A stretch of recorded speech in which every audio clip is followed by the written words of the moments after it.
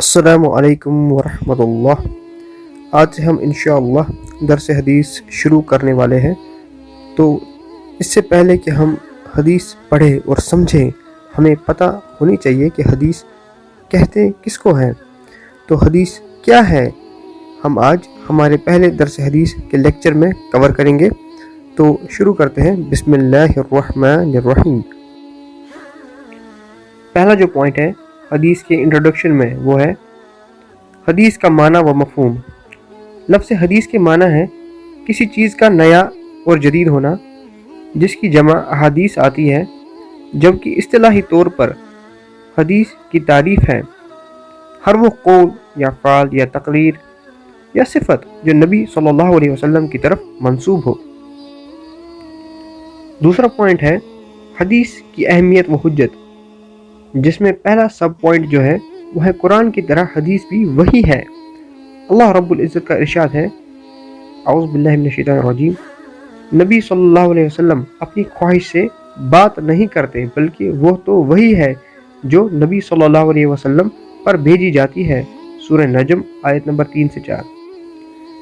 سب point number 2 جو اس کے بعد ہے وہ ہے، ایک روایت میں یہ فرمان نبوی ہے کہ خبردار، مجھے قرآن اور اس کی مثل ایک اور چیز یعنی حدیث بھی دی گئی ہے۔ سب پوائنٹ نمبر 3 جو ہے وہ ہے، اطاعت الہی کے ساتھ اطاعت رسول صلی اللہ علیہ وسلم کا بھی حکم ہے۔ اللہ تعالیٰ کا حکم ہے، اعوذ باللہ من الشیطان الرجیم، اے ایمان والو، اللہ اور رسول صلی اللہ علیہ وسلم کی اطاعت کرو اور ان میں سے کسی کی نافرمانی کر کے اپنے اعمال برباد مت کرو۔ سورہ محمد آیت نمبر 33۔ سب پوائنٹ نمبر 4 جو ہے ہمارے پاس وہ ہے، حدیث کے بغیر قرآنی احکام کو سمجھنا ناممکن ہے، کیونکہ حدیث قرآن کی مفسر ہے۔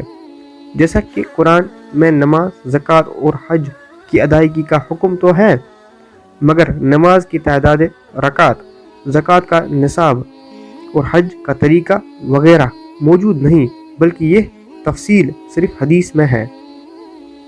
اس کے بعد ایک اور سب پوائنٹ جو ہے وہ ایسے ہیں کہ حدیث کچھ ایسے احکام بھی بیان کرتی ہے جن سے قرآن نے سکوت اختیار کیا ہے، مثلا عورت اور اس کی خالہ یا پھوپھی کو ایک نکاح میں جمع کرنے کی حرمت وغیرہ۔ اس کے بعد ایک اور سب پوائنٹ جو ہے وہ ایسے ہیں، اطاعت رسول حب رسول کا لازمی تقاضا ہے، اور حب رسول کے بغیر انسان کا ایمان ہی مکمل نہیں۔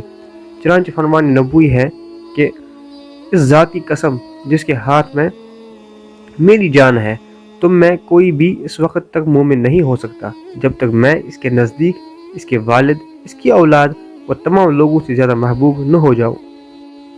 تیسرا پوائنٹ جو ہے وہ ہے کتاب السبا کا مختصر تعارف۔ کتاب السبا سے مراد ہے حدیث کی معروف 7 کتابیں، جن میں مسند احمد، صحیح بخاری، صحیح مسلم، سنن ابو داود، جامع ترمذی، سنن نسائی، سنن ابن ماجہ ہے۔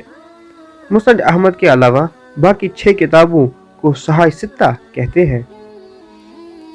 ان کتابوں میں صحیح بخاری کو قرآن کے بعد حدیث کی سب سے زیادہ صحیح کتاب ہونے کا اعزاز حاصل ہے۔ اس کی تمام احادیث صحیح ہے۔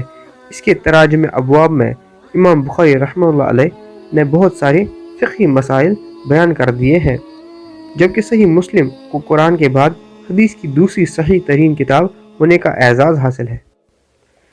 صحیح بخاری اور صحیح مسلم کو صحیحین کہتے ہیں، اگرچہ ان دونوں کتب کی تمام روایات کے صحیح ہونے پر اتفاق ہے۔ تو الحمدللہ ہم نے یہاں تک حدیث کا تعارف دیکھا۔ آگے کے لیکچرز میں ہم حدیث کا دیگر تعارف پڑھیں گے، اور ہم انشاءاللہ حدیث کی 4 شاخیں، مرفوع حدیث، موقوف حدیث، احساد، متواتر حدیث کیا ہوتی ہے سمجھیں گے، جن میں ضعیف، صحیح، حسن حدیث کا بھی تعارف آئے گا۔ تو ملتے ہیں اگلے درس حدیث کے لیکچر میں، تب تک کے لیے اپنا بہت سارا خیال رکھیے۔ سبحانک اللہم و بحمدک، اشہد ان لا الہ الا انت، استغفرک و اتوب الیک۔